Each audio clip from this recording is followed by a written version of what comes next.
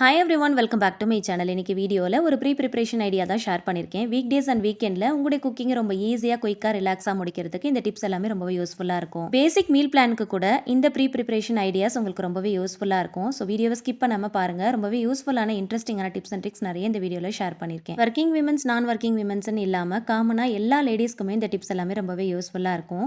So சிங்கிளாக manage பண்ணுற லேடிஸ்க்கு கண்டிப்பாக அந்த டிப் ரொம்பவே யூஸ்ஃபுல்லாக இருக்கும். ஸோ வீடியோவை ஸ்கிப் பண்ணாமல் பாருங்கள். பார்க்குறதுக்கு முன்னாடி ஃபர்ஸ்ட் டைம் சேனலை பார்க்குறீங்கன்னா ப்ளீஸ் சப்ஸ்கிரைப் பண்ணிக்கோங்க. ஃபர்ஸ்ட் டிப் என்னன்னு பார்க்கலாம். தேங்காயை உடைச்சதும் இந்த மாதிரி கொஞ்சம் பெரிய பெரிய பீசஸாக கட் பண்ணி ஒரு பாக்ஸில் போட்டு ஸ்டோர் பண்ணி நம்ம ஃப்ரீசரில் வச்சுக்கலாம். மோஸ்ட்லி நிறைய ரெசிபீஸ்க்கு நான் தேங்காய் துருவல் யூஸ் பண்ணுவேன். நான் செய்கிற நிறைய ஹெல்த்தியான ஸ்நாக்ஸ் ரெசிபீஸ்லாம் கண்டிப்பாக தேங்காய் துருவல் யூஸ் பண்ணி ஸ்வீட் ரெசிபீஸ்லாம் பண்ணுவேன். கொழுக்கட்டை, இடியாப்பம் எல்லாத்துக்குமே யூஸ் பண்ணுவேன். ஸோ அதனால் நம்ம ஃப்ரீ டைமில் இந்த மாதிரி தேங்காய் துருவலை நம்ம ரெடி பண்ணி வச்சுக்கலாம்.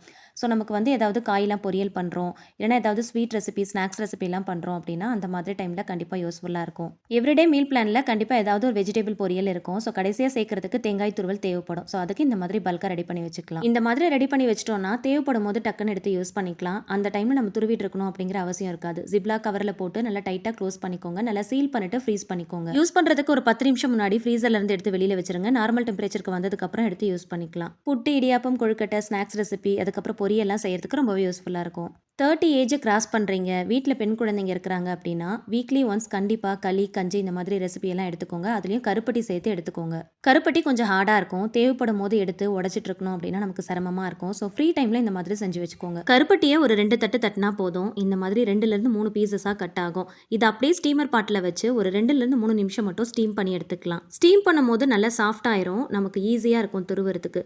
ஸோ பார்க்குறதுக்கு கொஞ்சம் தண்ணியாக இருக்கிற மாதிரி தான் இருக்கும். கொஞ்சம் நேரம் பிளேட்டில் வச்சு ஆற வச்சிங்கன்னா சரியாக இருக்கும். அதுக்கப்புறம் காய் துருவல்ல வச்சு நல்லா துருவி எடுத்துக்கலாம். முடிஞ்ச அளவுக்கு கருப்பட்டி சின்ன சின்ன பீசஸாக கிடைக்கும். அந்த மாதிரி வாங்கி வச்சுக்கோங்க. இந்த மாதிரி பெருசாக வாங்குறீங்க அப்படின்னா டேரெக்டாக துருவாமல் ஸ்டீம் பண்ணிட்டு துருவுங்க. அப்போ தான் ஈஸியாக இருக்கும்.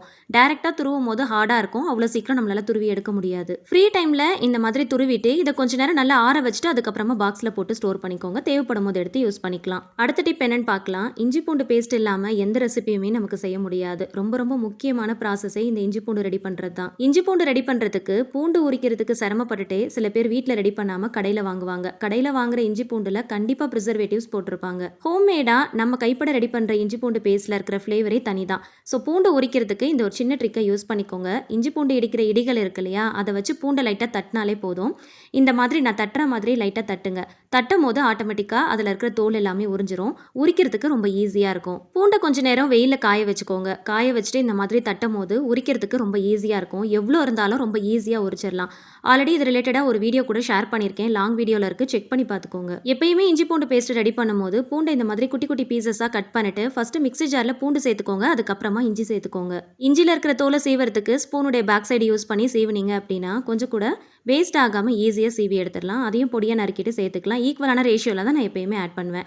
இது கூட கொஞ்சமாக கல் உப்பு சேர்த்துக்கோங்க. சேர்த்துட்டு அரைக்கும் போது சீக்கிரமாக கெட்டு போகாமல் இருக்கும், நிறம் மாறாமல் இருக்கும். வெளியிலேயே கூட நம்ம வச்சு யூஸ் பண்ணிக்கலாம். ஃப்ரிட்ஜில் வைக்கணும் அப்படிங்கிற அவசியம் இருக்காது. சால்ட் சேர்க்காம கல் உப்பு சேர்த்து அரைச்சி வச்சுக்கோங்க. அதே மாதிரி ரொம்ப நைஸான பேஸ்ட்டாக அரைக்காமல் கொஞ்சம் கோர்ஸாக அரைச்சி வச்சுக்கோங்க. அப்போ தான் பிரியாணிலாம் பண்ணும்போது டேஸ்ட்டாக இருக்கும். இஞ்சி பூண்டு பேஸ்ட்டை முடிஞ்ச அளவுக்கு ஸ்டோர் பண்ணுறதுக்கு இந்த மாதிரி கிளாஸ் பாட்டில்ஸ் யூஸ் பண்ணிக்கோங்க. கொஞ்சமாக நல்லெண்ணெய் ஊற்றி நல்லா ஷேக் பண்ணிட்டு அதுக்கப்புறமா போட்டு ஸ்டோர் பண்ணிக்கோங்க. நெக்ஸ்ட் டிப் என்னன்னு பார்க்கலாம். எப்பயுமே சப்பாத்திக்கு, பூரிக்கெல்லாம் மாவு பிசைறீங்க அப்படின்னா கொஞ்சம் எக்ஸ்ட்ராவே பிசைஞ்சு வச்சுக்கோங்க. நைட்டு டின்னருக்கு பண்ணுறீங்க அப்படின்னா நெக்ஸ்ட் டே மார்னிங்க்கும் சேர்த்து பிளான் பண்ணிக்கோங்க. பிசைஞ்ச மாவில் லைட்டாக கொஞ்சமாக ஆயில் கோட் பண்ணிட்டு அது அவுட்டர் லேயரில் கொஞ்சம் காயாமல் இருக்கிறதுக்காக.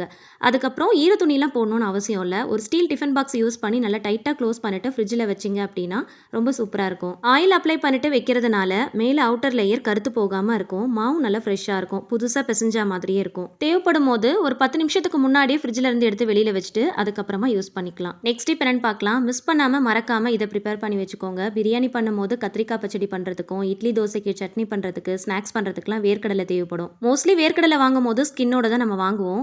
அதை வறுத்து தோல் உரிச்சு நம்ம ஏதாவது ஒரு ரெசிபி பண்ணிட்டு இருக்கும் போது நடுவில் இந்த ஒரு வேலையை செய்கிறோம் அப்படின்னா அது கொஞ்சம் பெரிய ப்ராசஸாக நமக்கு தெரியும். ஸோ நம்மளுடைய எல்லா விஷயத்துக்கும் தேவைப்படுற இந்த வேர்க்கடலையை ஃபஸ்ட்டே நம்ம ரெடி பண்ணி வச்சுக்கலாம். ஃப்ரீ டைமில் இந்த மாதிரி செஞ்சு வச்சுக்கோங்க. கடாயில் போட்டு ஸ்லோ ஃப்ளேமில் வச்சு நல்லா வந்து ஃப்ரை பண்ணிக்கோங்க. நல்லா ஒரு கோல்டன் கலர் வர அளவுக்கு நல்லா ஃப்ரை பண்ணிவிட்டு அதை அப்படியே ஒரு பிளேட்டுக்கு மாற்றி நல்லா ஆற வச்சுக்கலாம். கொஞ்சம் நல்லா ஆறுனதுக்கு அப்புறமா ஈஸியாக அதில் இருக்கிற ஸ்கின் எல்லாம் பீல் பண்ணிட்டு ஒரு பாக்ஸில் போட்டு ஸ்டோர் பண்ணி வச்சுக்கலாம். தேவைப்படும் போது எடுத்து யூஸ் பண்ணிக்கலாம். மிஸ் பண்ணாமல் இது ரெடி பண்ணி வச்சுக்கோங்க.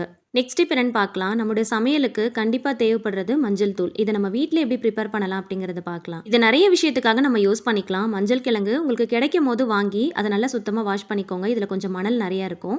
ஸோ நல்லா சுத்தமாக வாஷ் பண்ணிட்டு கொஞ்சம் நேரம் வெயில நல்லா காய வச்சு எடுத்துக்கலாம். இந்த ஈரம் போகிற அளவுக்கு நல்லா காய வச்சு எடுத்துக்கோங்க. இதில் இருக்கிற ஸ்கின்னை பீல் பண்ணுறதுக்கு ஸ்பூன் யூஸ் பண்ணியிருக்கிறேன். இஞ்சிலாம் சீவறதுக்கு நம்ம யூஸ் பண்ணுவோம் இல்லையா, சேம் அதே மாதிரி தான். நல்லா சீவி எடுத்துக்கலாம். இது ஒரு பக்கம் இருக்கட்டும். இன்னும் கொஞ்சம் மஞ்சள் கிழங்கு நல்லா வாஷ் பண்ணதை காய வச்சதை இட்லி பாத்திரத்தில் வச்சு ஒரு 10 நிமிஷம் மட்டும் ஸ்டீம் பண்ணி எடுத்துக்கலாம். மஞ்சள் கொஞ்சம் ஹார்டாக இருக்கும். இந்த மாதிரி ஸ்டீம் பண்ணும்போது நல்லா சாஃப்டாக மாறிடும். அப்போ நமக்கு ஸ்கின்னை பீல் பண்ணுறதோ இல்லைனா கட் பண்ணுறதோ நமக்கு ரொம்ப ஈஸியாக இருக்கும். இதை கொஞ்சம் நேரம் நல்லா ஆற விடுங்க.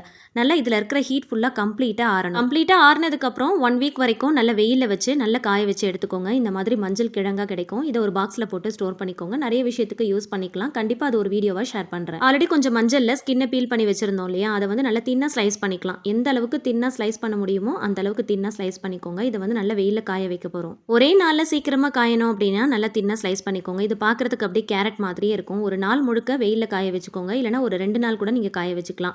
காயறதுக்கு முன்னாடி நல்ல பெரிய பெரிய பீசஸாக இருக்கிற மாதிரி இருக்கும். காஞ்சதுக்கப்புறம் நல்லா சுருங்கி இந்த மாதிரி குட்டி குட்டியாக ஆயிரும். இந்த மாதிரி நல்லா சுருங்கி நல்லா கிறிஸ்பி ஆகிற அளவுக்கு நல்லா காய வச்சுக்கோங்க. இதை அப்படியே மிக்ஸி ஜாரில் சேர்த்துக்கலாம். மிக்ஸி ஜாரில் ஈரம் இல்லாமல் பார்த்துக்கோங்க. நல்ல ஸ்மூத்தான பவுடராக அரைச்சி எடுத்துகிட்டு வந்துடலாம். அவ்வளோதான். ரொம்ப ஈஸியாக வீட்லேயே மஞ்சள் பொடி நம்ம ரெடி பண்ணிட்டோம். கடையில் வாங்குறதுக்கு பதிலாக டைம் கிடைக்கும் போது மஞ்சள் கிழங்கு கிடைக்கும் போது இந்த மாதிரி பல்கான குவான்டிட்டியில் ரெடி பண்ணிட்டு ஒரு பாக்ஸில் போட்டு ஸ்டோர் பண்ணி வச்சுக்கோங்க. ஏதாவது ஒரு பொருளை கம்ப்ளீட்டாக பாக்ஸில் போட்டு நம்ம க்ளோஸ் பண்ணுறோம் அப்படின்னா உள்ள ஸ்பூன் போட்டு க்ளோஸ் பண்ண முடியாது. பேக் சைடில் இந்த மாதிரி திருப்பி போட்டு க்ளோஸ் பண்ணும் போது ஈஸியாக க்ளோஸ் பண்ணிடலாம். பாக்ஸ் ஃபுல்லாக இருக்கும் போது ஸ்ட்ரைட்டாக போட முடியாது. பேக் சைடில் போடும்போது லிட் க்ளோஸ் பண்ணுறதுக்கு ரொம்ப ஈஸியாக இருக்கும். எடுத்து யூஸ் பண்ணுறதுக்கும் ஈஸியாக இருக்கும். மார்னிங் பிரேக்ஃபாஸ்ட்டுக்கு சட்னி போடுறதுக்கு டைம் இல்லை அப்படின்னா இந்த இட்லி பொடியை வச்சு நம்ம ஓட்டிடலாம். இட்லி தோசைக்கு ரொம்பவே இம்பார்ட்டன்ட். பேனில் 1/4 கப் கடலைப்பருப்பு, துவரம்பருப்பு, கருப்பு உளுந்து, அரிசி, பொட்டுக்கடலை, வெள்ளையல் இது எல்லாத்தையுமே ட்ரை ரோஸ்ட் பண்ணிட்டு தனியாக எடுத்து வச்சுக்கோங்க.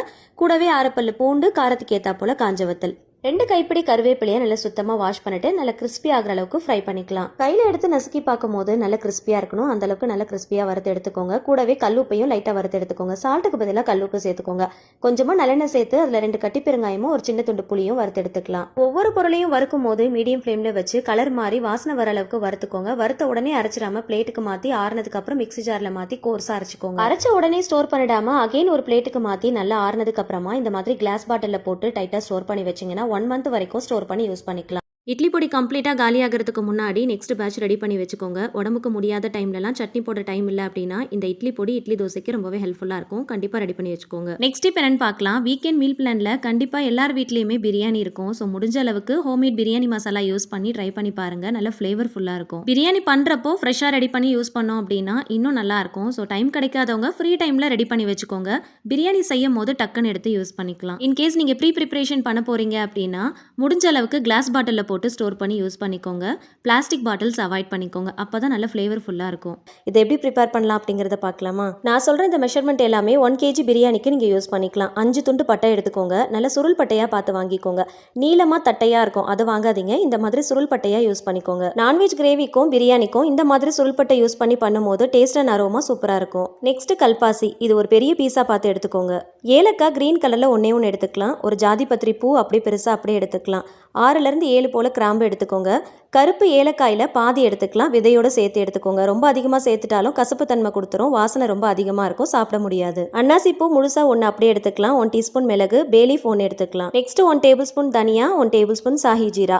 நார்மல் ஜீரா யூஸ் பண்ணாதீங்க. சாஹி ஜீரா யூஸ் பண்ணிக்கோங்க. நல்ல ஒரு டேஸ்ட்டும் அரோமாவும் கிடைக்கும். இந்த இன்கிரியன்ஸ் உடைய குவான்டிட்டியில் மசாலா ரெடி பண்ணி 1 kg மட்டன் சிக்கன் யூஸ் பண்ணி பிரியாணி செய்யலாம். இது அப்படியே பேனில் சேர்த்து ஸ்லோ ஃப்ளேமில் நல்லா ட்ரை ரோஸ்ட் பண்ணிக்கோங்க. ஜஸ்ட் வந்து கலர் சேஞ்ச் ஆகி நல்ல ஒரு அரோமா கிடைக்கும். அப்போ அப்படியே ஸ்விட்ச் ஆஃப் பண்ணிட்டு நல்லா ஆற வச்சு மிக்ஸி ஜாரில் சேர்த்து நல்லா கோர்ஸாக பவுடர் பண்ணி எடுத்துக்கோங்க. இதை அப்படியே ஸ்டோர் பண்ணி வச்சும் நீங்கள் யூஸ் பண்ணிக்கலாம். இல்லைனா ஃப்ரெஷ்ஷாக ப்ரிப்பேர் பண்ணியும் யூஸ் பண்ணிக்கலாம். இந்த பிரியாணி மசாலா யூஸ் பண்ணி ஹைதராபாதி ஸ்டைலில் ஸ்மோக்கி ஃப்ளேவரில் சிக்கன் மட்டன் வச்சு தம் பிரியாணி ரெசிபி போஸ்ட் பண்ணியிருக்கேன். செக் பண்ணி பார்த்துக்கோங்க. நெக்ஸ்ட் இப்போ என்னன்னு பார்க்கலாம். ஃப்ரீ டைமில் இந்த விஷயத்தை நம்ம பண்ணி வச்சுக்கலாம். மிளகு சீரகம் எல்லாம் நம்ம பல்கான குவான்டிட்டியில் வாங்குறோம் அப்படின்னா டேரெக்டாக அப்படியே ஸ்டோர் பண்ணாமல் கொஞ்சம் லைட்டாக ஃப்ரை பண்ணிட்டு அதுக்கப்புறம் ஆற வச்சுட்டு ஸ்டோர் பண்ணிக்கோங்க. இந்த மாதிரி ஸ்டோர் பண்ணிங்கன்னா சீக்கிரமாக வண்டு பூச்சி வராமல் இருக்கும். ஷெல்ஃப் லைஃபும் அதிகம். இந்த மாதிரி ஃப்ரை பண்ணுறதுனால இன்னொரு அட்வான்டேஜும் இருக்குது. ஒரு சில பேருக்கு ஜீரக தண்ணி குடிக்கிற பழக்கம் இருக்கும். ஜீரகத்தை டேரெக்டாக அப்படியே ராவாக போட்டு பாயில் பண்ணாமல் ஃப்ரை பண்ணிட்டு தான் பாயில் பண்ணணும். ஸோ அந்த மாதிரி டைமில் ஒரு கிளாஸ் அளவுக்கு நீங்கள் போடுறீங்க அப்படின்னா அந்த டைமில் அதை எடுத்து நம்ம ஃப்ரை பண்ணிட்டு இருக்கணும்னு அவசியம் இருக்காது. இந்த மாதிரி முன்னாடியே ஃப்ரை பண்ணி எடுத்து வச்சிட்டோம் அப்படின்னா பாயில் பண்ணுறதுக்கு ரொம்ப ஈஸியாக இருக்கும். அதே போல் சீரக பொடியெல்லாம் ரெடி பண்ணுறீங்க அப்படின்னா ராவா அப்படியே பொடி பண்ணாமல் இந்த மாதிரி நல்லா வறுத்துட்டு ஆற வச்சு அதுக்கப்புறமா பவுடர் பண்ணீங்க அப்படின்னா அதோட டேஸ்ட்டும் நல்லாயிருக்கும். எப்பயுமே ஒரு பவுடர் ஃபார்மில் ஏதாவது ரெடி பண்ணுறீங்க அப்படின்னா இந்த மாதிரி நல்லா ஃப்ரை பண்ணிட்டு ஆற வச்சு அதுக்கப்புறமா ரெடி பண்ணி பாருங்கள். அதோட டேஸ்ட்டே தனி தான். இந்த மாதிரி ரா மெட்டீரியல்ஸாக இருந்தாலும் சரி, மாவு ஐட்டமாக இருந்தாலும் சரி, ஃப்ரை பண்ண உடனே நம்ம டக்குன்னு போட்டு க்ளோஸ் பண்ணக்கூடாது. கொஞ்ச நேரம் நல்லா கம்ப்ளீட்டாக கூல் டவுன் பண்ணிட்டு அதுக்கப்புறம் தான் ஸ்டோர் பண்ணணும். ஃப்ரை பண்ணும்போது ஹீட்டாக இருக்கும் இல்லையா, அப்படியே போட்டு க்ளோஸ் பண்ணோம் அப்படின்னா அதில் இருக்கிற ஈரப்பதத்திலேயே சீக்கிரமாக லம்ஸ் மாதிரி ஃபார்ம் ஆகிடும். வண்டு பூச்சி வந்துடும், சீக்கிரமாக கெட்டு போயிடும். எந்த ஒரு பொருளுக்கும் ஷெல்ஃப் லைஃப் அதிகமாக இருக்கணும் அப்படின்னு நினச்சிங்கன்னா அதை இந்த மாதிரி ப்ராப்பராக ஸ்டோர் பண்ணுங்கள். அப்போ தான் வந்து ஷெல்ஃப் லைஃப் அதிகமாக நமக்கு கிடைக்கும். எதையுமே ப்ராப்பராக பண்ணோம் அப்படின்னா நமக்கு ரொம்பவே யூஸ்ஃபுல்லாக இருக்கும். இல்லைனா நம்ம பண்ணுற ப்ராசஸ் டோட்டலாக வேஸ்ட்டாக போயிடும். நெக்ஸ்ட் இப்போ என்னன்னு பார்க்கலாம். புதினா கொத்தமல்லி எல்லாம் வாங்குறோம் அப்படின்னா புதினால இருக்கிற பாதி இலைகள் நமக்கு வீணாக தான் போகும். ஸோ வீணாக போகிற ஸ்டேஜில் இருக்கும் போது மறக்காமல் இதை செஞ்சு வச்சுக்கோங்க. புதினா மல்லித்தலைலாம் முடிஞ்ச அளவுக்கு ப்ராப்பராக ஸ்டோர் பண்ணி வச்சோம் அப்படின்னா ரொம்ப நாளைக்கு ஃப்ரெஷ்ஷாக வச்சு யூஸ் பண்ணிக்கலாம். ஒரு சில இலைகள் பார்த்தீங்கன்னா ஃப்ரெஷ்னஸ் வந்து கம்மியான மாதிரி இருக்கும். சம்டைம்ஸ் நமக்கு ரொம்ப லேசியாக இருக்கும் போது அப்படியே போட்டு வச்சுருவோம் இல்லையா, ஸோ அந்த மாதிரி டைமில் இந்த மாதிரி ஆகிடும். ஒரு சில இலைகள் பாருங்கள் நல்லா ஃப்ரெஷ்ஷாக இருக்குது. ஒரு சில இலைகள் நல்லா அந்த ஃப்ரெஷ்னஸ் வந்து கம்மியாகி கொஞ்சம் சுருங்கி போன மாதிரி இருக்குது. இது அகைன் அண்ட் அகைன் அதே மாதிரி நம்ம ஸ்டோர் பண்ணி வச்சோம் அப்படின்னா கண்டிப்பாக போக போக ரொம்ப வீணாக போயிடும். ஸோ இந்த மாதிரி ஸ்டேஜில் இருக்கும் போது மறக்காமல் இதை பண்ணி வச்சுக்கோங்க. ஃப்ரெஷ்ஷாக இருக்கிற இலைகள் எல்லாத்தையுமே கம்ப்ளீட்டாக நீங்கள் க்ளீன் பண்ணிவிட்டு ஒரு பாக்ஸில் போட்டு ஸ்டோர் பண்ணி வச்சுக்கோங்க. கொஞ்சம் ஃப்ரெஷ்னஸ் வந்து கம்மியாக இருக்கிறத மட்டும் கலெக்ட் பண்ணிக்கோங்க. அதை நல்லா வந்து சுத்தமாக வாஷ் பண்ணிவிட்டு இந்த மாதிரி ஒரு பிளேட்டில் ஸ்ப்ரெட் பண்ணி போடுங்க. ஒன் டே ஃபுல்லாக சன்ட்ரை பண்ணிங்க அப்படின்னா நல்லா ட்ரை ஆயிடும். இதை நம்ம நிறைய விஷயத்துக்காக யூஸ் பண்ணிக்கலாம். அதாவது கீழே தூக்கி போடுறதுக்கு இருக்கிற ஸ்டேஜுக்கும் முன்னாடி ஸ்டேஜில் இருக்கிற இலைகள் மட்டுமே நான் கலெக்ட் பண்ணியிருக்கிறேன். அதை இந்த மாதிரி ப்ராப்பராக வாஷ் பண்ணிட்டு ஸ்ப்ரெட் பண்ணி நல்லா சன்ட்ரை பண்ணி எடுத்து வச்சுக்கலாம். சம்டைம்ஸ் குருமா பிரியாணி எல்லாம் பண்ணும்போது நம்மக்கிட்ட புதினா இலைகள் இல்லை அப்படின்னா இதை கூட நம்ம ஆல்டர்னேட்டிவாக யூஸ் பண்ணிக்கலாம். டேஸ்ட்டில் எந்த விதமான டிஃப்ரென்ஸோ தெரியாது. இந்த ட்ரை லீவ்ஸ் யூஸ் பண்ணி பிளாக் டீலாம் கூட போட்டு குடிக்கலாம். ஸோ அந்த மாதிரி டைமில் யூஸ்ஃபுல்லாக இருக்கும். இதை க்ரஷ் பண்ணிட்டு கர்டோட சேர்த்து நல்லா மிக்ஸ் பண்ணிட்டு ஹேர் அண்ட் ஸ்கின்னுக்கு கூட நீங்கள் யூஸ் பண்ணிக்கலாம். ஸோ இந்த மாதிரி இலைகளை வீணாக்காமல் முடிஞ்ச அளவுக்கு ட்ரை லீவ்ஸாக நம்ம ப்ரிப்பேர் பண்ணி ஒரு பாக்ஸில் போட்டு ஸ்டோர் பண்ணி வச்சுக்கிட்டோம் அப்படின்னா தேவைப்படும் போது ரொம்பவே யூஸ்ஃபுல்லாக இருக்கும். பிரியாணி செய்யும் போது கூட நீங்கள் யூஸ் பண்ணிக்கலாம். ஃப்ரெஷ்ஷான லீவ்ஸ் போட்டு பண்ணும்போது உங்களுக்கு எந்த அளவுக்கு டேஸ்ட் இருக்குமோ சேம் எக்ஸாக்டாக அதே டேஸ்ட் அப்படியே இருக்கும். நெக்ஸ்ட் இப்போ பார்க்கலாம். நீங்கள் பண்ண போகிற ப்ரிப்ரேஷன்லேயே முக்கியமான ஸ்டெப்ஸ் இதுதான். இதை மட்டும் நீங்கள் பண்ணி வச்சிட்டிங்க அப்படின்னா வீக்லி குக்கிங் மட்டும் இல்லை, மந்த்லி குக்கிங்கும் ரொம்ப ஈஸியாக குயிக்காக ரிலாக்ஸாக பண்ணுறதுக்கு ரொம்பவே ஹெல்ப்ஃபுல்லாக இருக்கும். மீல் பிளான் இருக்கிறவங்களுக்கு இல்லாதவங்களுக்கு எல்லாருக்குமே ரொம்பவே யூஸ்ஃபுல்லாக இருக்கும். நான் ஒரு 2 வீக்ஸ்க்கு தேவைப்படுற அளவுக்கு நான் ரெடி பண்ணி காட்ட போகிறேன். நல்லா கொஞ்சம் பெரிய சைஸில் புளி எடுத்துருக்கிறேன். நல்லா டைட்டாக உருட்டி எடுத்துக்கோங்க. இதில் இருக்கிற சீட்ஸ் எல்லாமே கம்ப்ளீட்டாக ரிமூவ் பண்ணிடுங்க. அதே மாதிரி நார் மாதிரி இருக்கும், அதையும் கம்ப்ளீட்டாக எடுத்துருங்க. தாராளமாக நீங்கள் கேஜி கணக்கில் கூட ரெடி பண்ணி வச்சுக்கலாம். எந்த வகையிலையும் கெட்டு போகாது. நான் ஒரு 2 வீக்ஸ் அளவுக்கு மட்டும் உங்களுக்கு ரெடி பண்ணி காட்டுறேன். இதில் 2 மெத்தட் இருக்குது. ஸோ இது வந்து ஃபஸ்ட்டு மெத்தட். இன்னொரு மெத்தட் இன்னொரு வீடியோவில் ஷேர் பண்ணுறேன். இதை நல்லா சுத்தமாக வாஷ் பண்ணிவிட்டு இதில் இருக்கிற தேவையில்லாத சீட்ஸ் நார் எல்லாமே நம்ம கம்ப்ளீட்டாக ரிமூவ் பண்ணி எடுத்துகிட்டு வந்துடலாம். இதை கம்ப்ளீட்டாக நல்லா சுத்தமாக வாஷ் பண்ணிக்கோங்க. இதில் மணல்லாம் இருக்கும், ஸோ அதனால் தூசிலாம் இருக்கும். ஸோ அதனால் கம்ப்ளீட்டாக வாஷ் பண்ணிவிட்டு அதுக்கப்புறம் நல்ல தண்ணி ஊற்றி ஒரு ½ அன் ஹவருக்கு அப்படியே ஊற வச்சிடலாம். மோஸ்ட் ஆஃப் த ரெசிபீஸ்க்கு நமக்கு புளி கரைசல் தேவைப்படும். சம்டைம்ஸ் நம்ம அதை ஊற வைக்க மறந்துடுவோம். பாதியில் ஊற வச்சு கரைச்சி மெனக்கட்டு செஞ்சுட்ருப்போம். இந்த மாதிரி ப்ரிப்பேர்டாக எடுத்து வச்சுட்டு அப்படின்னா உங்களுக்கு ரொம்பவே யூஸ்ஃபுல்லாக இருக்கும். அரை மணி நேரத்தில் நல்ல சாஃப்டாக ஊறி இருக்கும். இதை அப்படியே மிக்ஸி ஜாரில் சேர்த்துக்கலாம். சேர்த்து நல்ல ஸ்மூத்தான பேஸ்ட்டாக அரைச்சி எடுத்துகிட்டு வந்துடலாம். நார் மாதிரி இருக்கும் இல்லையா, அது சீட்ஸ் எல்லாமே நீங்கள் ரிமூவ் பண்ணாதான் இந்த மாதிரி நல்ல ஸ்மூத்தான டெக்ஸ்சரில் அரைக்க முடியும். இல்லைனா அரைக்கும் போது கொஞ்சம் டிஸ்டர்பன்ஸாக இருக்கும். ஸோ அதனால் கம்ப்ளீட்டாக ரிமூவ் பண்ணிவிட்டு அதுக்கப்புறமா அரைச்சிக்கோங்க.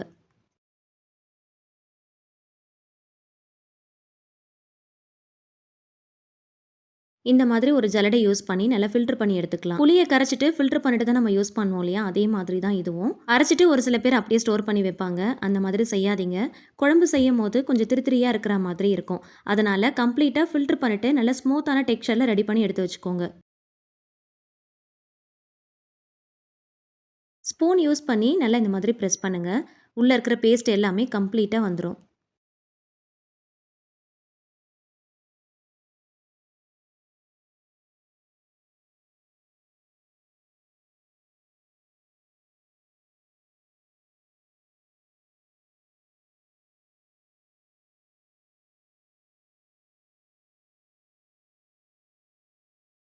இதில் இந்த அளவுக்கு திப்பி இருந்திருக்கு பாருங்கள்.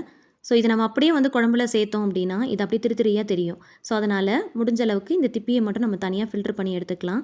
இப்போ இதில கொஞ்சமா கல்லுப்பு சேர்த்துக்கோங்க. சால்ட் சேர்க்கக்கூடாது, கல்லுப்பு தான் சேர்க்கணும். இது ரொம்ப அதிகமாவும் சேர்த்துறக்கூடாது. ஷெல்ஃப் லைஃப்க்காக கொஞ்சமா சேர்த்துக்கோங்க. இத சேர்த்து மிக்ஸ் பண்றதுனால கெட்டு போகாம இருக்கும். ரொம்ப நாளைக்கு வச்சு நம்ம ஸ்டோர் பண்ணி யூஸ் பண்ணிக்கலாம். ஒரு ஸ்பூன் யூஸ் பண்ணி நல்லா இந்த மாதிரி அடிச்சு மிக்ஸ் பண்ணுங்க. நல்ல ஒரு ஸ்மூத்தான டெக்ஸ்சர் நமக்கு கிடைக்கும். கல்லுப்பும் நல்லா கரைஞ்சிரும். அவ்வளதான். இத அப்படியே ஒரு கண்ணாடி பாட்டில்ல போட்டு ஸ்டோர் பண்ணி வச்சுக்கோங்க. பிளாஸ்டிக் பாட்டில்ஸ் அவாய்ட் பண்ணிக்கோங்க.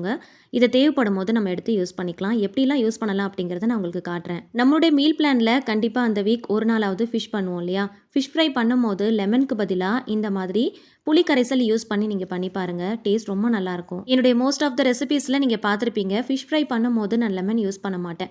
ஃபைனலா ஃப்ரை பண்ணி முடிச்சதுக்கப்புறம் கார்னிஷ் பண்ணுறதுக்கு வேணும்னா நான் யூஸ் பண்ணிப்பேன். ஆனா இந்த மாதிரி மேரினேட் பண்ணுறதுக்கு புளி கரைசல் தான் நான் யூஸ் பண்ணுவேன். லெமனுக்கு பதிலா புளி கரைசல் யூஸ் பண்ணி நல்லா மேரினேட் பண்ணிட்டு ஃபிஷ் ஃப்ரை பண்ணி பாருங்க. டேஸ்ட் ரொம்ப நல்லாயிருக்கும். அதே போல இத மீன்ல வந்து தடவும்போது நல்ல ஒரு திக்னஸ் கொடுக்கும்.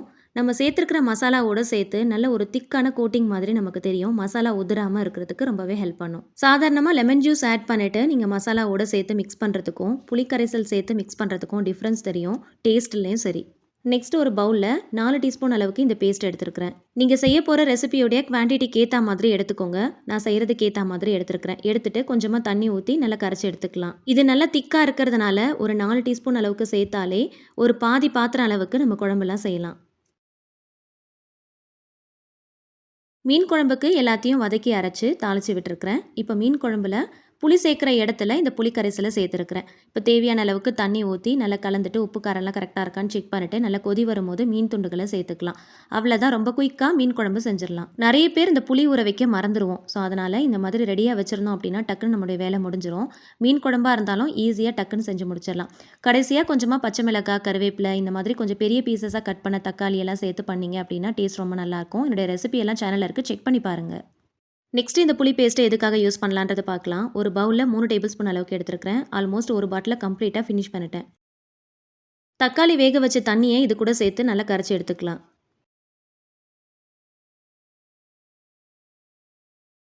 தக்காளி ரசம் வைக்கிறதுக்கு தேவையான மசாலாவை தாளித்து விட்டாச்சு. புளி கரைசலையும் சேர்த்துக்கலாம். தேவையான அளவுக்கு தண்ணி, உப்பு, மல்லித்தலை எல்லாமே சேர்த்துட்டு நல்லா கலந்துட்டு லிட் போட்டு க்ளோஸ் பண்ணி நுர கூடி வந்ததும் ஸ்டவ் ஆஃப் பண்ணிடலாம். ரசம் செய்யறதுக்கு புளி ரொம்பவே முக்கியம். ரெடியாக நம்ம எடுத்து வச்சிருக்கிறதுனால ரசம் செய்கிற வேலையும் ரொம்ப ஈஸியாக முடிஞ்சிருச்சு. ஒரு பாட்டில் கம்ப்ளீட்டாக ஃபினிஷ் பண்ணியாச்சு. நெக்ஸ்ட் பாட்டில் ஓப்பன் பண்ண போகிறேன். இப்போ ஃப்ரிட்ஜிலேருந்து நம்ம எடுத்துருக்கிறதுனால கொஞ்சம் வந்து தண்ணியாகவும் கொஞ்சம் திக்காகவும் இருக்கிற மாதிரி இருக்கும். நல்லா மிக்ஸ் பண்ணிட்டு தான் நம்ம யூஸ் பண்ணணும். இதை வச்சு என்ன பண்ணலாம் அப்படின்றத பார்க்கலாம். இப்போ எடுத்ததுக்கப்புறம் ஒரு ஸ்பூன் வச்சு நல்லா மிக்ஸ் பண்ணி விடுங்க. 1 வீக் அப்புறம் இன்னொரு பாட்டில் நான் எடுத்துருக்கிறேன். ஸோ 1 வீக் அப்புறம் எடுக்கும் போது கொஞ்சம் இந்த மாதிரி தான் இருக்கும். மிக்ஸ் பண்ணும் போது ஈவனாக அந்த பேஸ்ட் எல்லாமே நமக்கு கரெக்டாக வந்துடும். ஸோ அதுக்கப்புறமா எடுத்து நம்ம யூஸ் பண்ணிக்கலாம். இப்போது ஒரு 2 டீஸ்பூன் அளவுக்கு மட்டும் எடுத்துருக்கிறேன். 2லேருந்து 3 டீஸ்பூன் எடுத்துருக்கிறேன். இப்போ இதில் கொஞ்சமாக சால்ட் ஆட் பண்ணிக்கலாம். ஆல்ரெடி கல்லுப்பு சேர்த்துருக்குறோம். இப்போ தண்ணி ஊற்றி நல்லா கரைச்சி எடுத்துக்கலாம். ஆல்ரெடி புளி பேஸ்ட்டை ரெடி பண்ணும்போது கொஞ்சம் கல்லுப்பு சேர்த்துருக்குறோம் இல்லையா? அதை மறந்துடாதீங்க. அதை மைண்டில் வச்சுட்டு அதுக்கப்புறம் ரெசிபி செய்யும் போது தேவையான அளவுக்கு சேர்த்துக்கோங்க. இல்லைனா உப்பு கொஞ்சம் கூடினா மாதிரி ஆகிடும். ரெடி பண்ணுற இந்த புளி கரைசலை வச்சு இப்போ புளி சாதம் தான் பண்ண போகிறோம். புளி சாதத்துக்கு தேவையான எல்லாத்தையுமே தாளித்து விட்டாச்சு. இப்போ புளி கரைசலும் சேர்த்தாச்சு. நம்ம ரெடி பண்ணி வச்சுருந்த மஞ்சள் பொடியையும் சேர்த்தாச்சு. சேர்த்து நல்லா கலந்துட்டு ஸ்லோ ஃப்ளேமில் நல்லா கொதிக்க விடுங்க. நல்லா திக்காகி வரும்போது வடித்து வச்சிருக்கிற சாதம் சேர்த்து நல்லா மிக்ஸ் பண்ணிக்கலாம். எப்பயுமே வெரைட்டி ரைஸ் பண்ணும்போது சாதம் நல்லா உதிரியாக வடிச்சுக்கோங்க. அதே போல் கொஞ்சமாக நல்லெண்ணெய் சேர்த்து நல்லா மிக்ஸ் பண்ணிங்க அப்படின்னா டேஸ்ட் ரொம்ப நல்லாயிருக்கும். தாளிக்கும் போதும் நல்லெண்ணெய் சேர்த்துக்கோங்க. இந்த மாதிரி மிக்ஸ் பண்ணும் போதும் கொஞ்சம் சேர்த்துக்கோங்க. ட்ரையாக இல்லாமல் சாப்பிட்றதுக்கு ரொம்ப நல்லா ஜூஸியாக இருக்கும். வீக் டேஸில் லஞ்ச் பாக்ஸ் பேக் பண்ணுறதுக்கு கண்டிப்பாக வெரைட்டி ரைஸ்லாம் பிளான் பண்ணி வச்சுருப்போம். அதில் முக்கியமாக இந்த புளி சாதம் எல்லாருக்குமே இருக்கும்.